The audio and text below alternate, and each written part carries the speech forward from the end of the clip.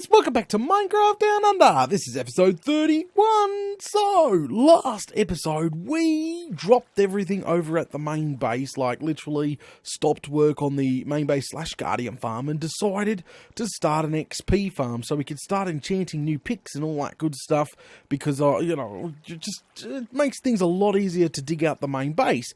So, after spending quite some time hunting down a bloody, the spawner here, we started construction. Now, the only problem, and I said this last episode, the only problem is it's a bloody zombie spawner. I really not keen on the zombie spawners, but hey, beggars can't be choosers. You can't find a skelly one. Now, I know where some spider spawners are, cave spider spawners and stuff, but not really up our alley. So, I guess, as I said, beggars really can't be choosers when it comes to this, so we just went with the zombie spawner that we have here, and we're going with a complete different delivery system, which should be, well, building one of my delivery systems that I haven't used in any of the farms yet, so should be quite interesting. Now, what I've been doing in the off-cam here is sort of just going back and forwards and grabbing everything I'm going to need for today's build, well, over time. So anyway, first things first, what I'm going to do is just grab a few blocks here, and what we're going to do is we've already chosen a way which way we're going. So quick catch up. Quick catch up. We put glass here. We've managed to like move the zombies where we're sitting with the orange concrete here. Or cement, whatever you want to call it, is going to be the non-railed section where our new freaking thing's going in. So if we come down here, I've dug underneath it to make life easier, but the orange block here is the 8 blocks away necessary. So if we build up here, that orange block is the 8 blocks away necessary to sort of curve them. So, which is fantastic. So, pretty much the maximum length we need to bring those zombies is just past this block. Then we can drop them off. Okay, good stuff. So, what we're going to do is sort of clear out a little bit of a area here. This area is going to be what we're going to be working with. So, just clear out a nice little area here. Just past the orange block. I'm going to try get it as close to the orange as possible. I'll just put a torch down here. Go. Probably do a third on this side, I reckon. Just a third here like that. Like this. Now, I stressed last episode that the system the delivery system I will be using is definitely needs a lot more fine-tuning, a lot more work. So if it does not work, this is going to be trial and error. If this does not work, then we're obviously just going to convert it back to old water canals. Because, hello, I keep telling people this, that the easiest way is just to have a bloody water canal system. But no, I have to choose the unique and different way, don't I? Oh, Data, you silly Fruit Loop. Okay, alright, so that there is done. Alright, perfect. Let's go down. Now we need a little bit of space on the opposite side. So if we come down here. Perfect. Alright, excellent. So this is completely on the opposite side. I need to break in here. Perfect. Alright, up we go. So this is completely on the other side. So the delivery system is going to be over there, and this is going to be the reset system where I'm standing. So again, I need a little bit of a, an area for us to work in. Here. Just a little one. It doesn't need to be giant, but also it needs to have a reset weight. But there we go. So that there is done. I'm happy with that. Can I get out of here? Just get something to get up. Okay, so that's both sides there done. Alright, let's go down the ladder real quick. I know a lot of you is probably really confused. Like, what's going on right now? What's Data doing? Well, we have to wait and see. Okay, so the first things first. Let's talk about our sucking system, well, our sucking system of minecarts. So let's go ahead and grab our crafting table here. Boom. Pop that down, and what we need to craft is 5. 5 minecarts. That's right, 5 minecarts. Go. Well, that's 6 there. That's fine. And Bob's your uncle. So we got 5 minecarts. Boom. We're going to go ahead and grab a stack of non-powered and powered. And we're probably going to craft a button to go with it, just for now. But Alright, there's the button. Okay, good stuff. Maybe a torch. We need a torch, just so we don't have to come back down here. Okay, let's go back up. Let's go to the left here. Was the left the right way? No, freaking crikey, it was going the wrong way here, silly duffer. But we come over here, and we seal this off. Okay, so this doesn't really need to look sexy, but we're going to obviously make it look as decent as possible, because obviously we're going to have a maintenance area, especially if this thing is going to need some fine-tuning. I do apologise about that. Fine-tuning. So there's the hole of doom, right there. So what we'll do is put a torch there, break a couple up, give us some space. It's very claustrophobic in here, isn't it? Bloody struth. There we go. Alright. Okay, so I'm just thinking, my head's sort of ticking over. How tall do I need to take it? Oh, etc, etc. So I think what we'll do is we need to build this wall at least 3 back. Bloody struth. Now, if you haven't noticed, I've been building up my XP and doing a little bit of enchanting myself, melting down lots of iron for the tracks and all that good stuff, which definitely helped a lot. So we've definitely got a nice pick here that makes life a little bit easier. Yes, it's not a pickaxe of doom, but it definitely makes life a lot easier. Alright. And I want one more just in case, because this thing has to be high. The resetter. We'll call this the resetter, yes. We'll call this the resetter. There we go. Clear this out. One day we'll come back in here and like fill it in and make it look pretty with sandstone so it doesn't look so bad. We might have to take one more bit of wall out here, but that's okay. We'll do that. Just take out this back wall here. Plop a torch down. She'll be right. She'll be right. Boom! Oh, that's right. I don't have any torches in my offhand right now. Okay, so we'll go ahead and just insert our powered rail all the way up. Literally all the way up, like that. Power that sucker up. Come in here. Just plump a torch down. There we go. All nice and powered. Exactly what we wanted. So we'll break here a little bit so we can sort of see what's going on. Alright, so break this one. Do we have orange? No, we don't have orange. That's fine. Go ahead and put a normal block there. So what we're going to do is put a non-powered rail there, and we're going to put a non-powered rail, not powered rail, but you know, powered / unpowered, however you say it. And that's it. The track ends there. Now, if really stressful, you need to watch previous episode. I did explain it last episode why I am not running tracks all the way across. I'm going to say this again, that if you run a minecart into any mob, there's a really high chance that the minecart will stop or turn around. So I'm trying to eliminate, that's right, I'm trying to eliminate the use for track, making it so that literally the minecarts are going to glide right over the top of it and not even stop even for anything. So if a zombie hits it, it shouldn't stop. Okay, alright. So now what we're going to do is grab our fine minecarts, load them in. Well, you know, it helps if you do it properly, Data. There we go. Locked. Oh, really? Up there. Go, go, go, go. 2. Oh. 3. 4. What? Really? Get up there, you rotten little bugger. Oi! Oi, mate! 5. Okay, so as you can see, I have all 5 minecarts glitched into each other. So they're all they're ready to go. So right now, if I plomped, watch this, actually, I don't know if we'll be able to see it really good in here because the view's sort of, yeah, okay, we're not going to be able to see it too good down here, but what we can do, no, we won't. Okay, so pretty much, we'll put this up the other side here, hang on. We'll put a block on this side. Whoa, hey mate, how's it going? Back off, back off, back off. Working down here, working down here. Okay, so we'll just tell it to stop here, okay? So that's hopefully where the minecarts is. So, guys, my original tester was a 3 wide, So what this system actually does is when you press it on a button or have a resetter on a resetter, oh, hard to explain. Pretty much what actually happens is when you press the button and the minecart leaves the track, all 5 minecarts being glitched inside of each other. This glitch has been around for a while. Like minecart inside minecart, it's been around for freaking God knows. It's probably never going to be fixed.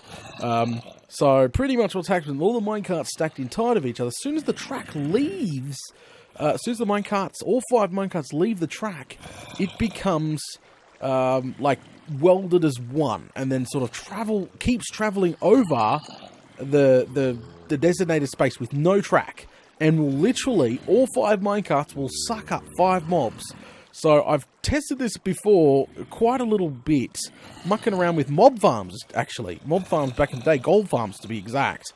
The problem is, once you put the 6 minecart in there, it seems to have a high chance of glitching out and then the minecarts exploding everywhere, which is pretty freaking awesome. But 5 seems to be the number that you don't get the exploding minecarts. Now, I'm pretty sure the spawner should only spawn around 5 mobs at a time. So these 5 minecarts should be perfect. We'll suck all 5 up. So as soon as the mobs spawn, fall down in the hole, minecart just zips up, all 5, brings them down here. They re-engages with a track. We have an unloading system here. Drops them off, quickly goes back to the reset, waiting for the next 5. Get it? So this here is our I don't even know what you bloody call it. But, yeah. Oh, truth. So we're just going to give it a quick test run of the minecart press button. So we'll come over here. See if this is going to work. Stand back. Because you glitch it out yourself, so don't stand anywhere near it. Oh. Do you see that? All 5 minecarts are running perfectly fine all the way to the other side. There you go. With no track. That is right. Those minecarts just went across there. No track at all. Doesn't need a track. Literally doesn't need. 5 mobs can literally get inside this, so 5 mobs can fit on all 5. So we need to break every single one now and probably reset that system. But as you just seen, it works bloody brilliantly. Now, we're going to plump that on the... Oh, truth. We're going to have bloody zombie problems out the yazoo right now. So there is a problem, and I must admit this. It's the baby zombies. We've got to sort of work around that system there. There we go. So yeah, as I was saying, I tested. I almost built this in a really large scale for a gold farm. The minecarts would actually go pick up mobs in a straight thing, because if you build like a dark room 3 wide, right, mobs spawn all over it. You send the minecarts in, right, it will literally suck up 5 mobs in the room. The problem is some of the rooms were spawning more than 5 mobs, and obviously you can't have more than 5 minecarts or it breaks. Oh, there's just so much wrong with having a full-blown mob farm, / gold farm with this design. But it was unique, and I tried to, get it off the ground, but never sort of got it off the ground. It would have been pretty cool. So this is the first time using it in an actual farm, an XP farm situation here. Because these minecarts can actually travel... These glitch minecarts can travel 50 blocks without needing tracks. That's right, 50 blocks, which is freaking great. And then it sort of becomes highly probable if the minecarts will sort of glitch out on it. Alright, so now we got powered. So we'll come back on the other side here. Just remember that we don't... So these, after the glass blocks here, we're going to put power down. So probably good idea is sort of to replace this with some nicer block here. And put some power down here. Hopefully we're never coming down here too much. Like once the main room's built, the main room built. Because where we're standing will be the unloader. And the main room should be just there. Like just down here. So they will go into a strip. We'll talk about the unloader soon. Alright, so we'll plump the powered rail back down now. Boom, boom, boom, boom. There we go. Perfect. Absolutely perfect. So I just got to remember not to be too far away from the spawner. Remember that, guys? Because it will disactivate and that could be a bloody disaster. So I might clear this section here out just to give us some more room, because we will be playing around with this farm a lot. And when I say a lot, I mean a lot, and because the fact is things can go wrong quite easily, and this farm hasn't been tested in this sort of situation, and, you know, as I said, trial and error. And if this doesn't work out, and this minecart system fails way too often, or has a failure rate way too high, we just put a water canal in, GG, you know, no biggie there, and we've actually fully successfully tested this in survival, so that is obviously a good thing. There we go, sort of comes out, sort of comes out there. Alright, lovely. Something for later on. Okay. Actually, I've got to remember this part's got to be dark as all hell, so it's sort of got to be back here before you start lighting it up. Okay. Oh, that's not a light data, that's a bloody redstone torch. Okay, lovely. So now we need a reset, so pretty much, okay, so minecart comes over, we set up the trigger switch on the other side, minecarts come over, got 5 mobs, they come along here, go past the 8th block, which makes the spawner respawn. It needs to take a hard, I think, a left. Sorry, I'm planning where it's all going to go, because this is not, yeah, so if it takes a hard left here, 1, 2, 3, and, or maybe we take a hard left from the orange block. Get rid of that one, put a normal track here, take a hard left, like that, straight across. I need at least 3 gap. I'm probably going to need bigger than this. Freaking great, I do apologise, hang on. Get rid of this wall here. I'm going to need a little bit of space. I'd rather too much space than yeah, I don't want to cramp it too much, because I don't know what the system, as it could be freaking failure out the yazoo right now. Okay. Torch there. Oh, I mean, torch there, torch there. Alright. Okay, so what we'll do is bring it 1 more block that way. Turn sharply, then bring it back this way. Then it's got to slide on its own again. So we're going to need some more orange blocks. It's got to slide at least 3 orange blocks, and I'll explain why shortly. Brought more orange. Orange concrete, anyone? There we go. We are getting pretty low, so I'm just a little bit worried about how low can we go. Oh, wrong way, this side, this side. Okay, so... Alright. So it's got to slide 1, 2, 3 blocks before engaging back in track. No, right there has to be... I brought some of them over. Hang on a second. There we go. Hang on. Alright, I brought some...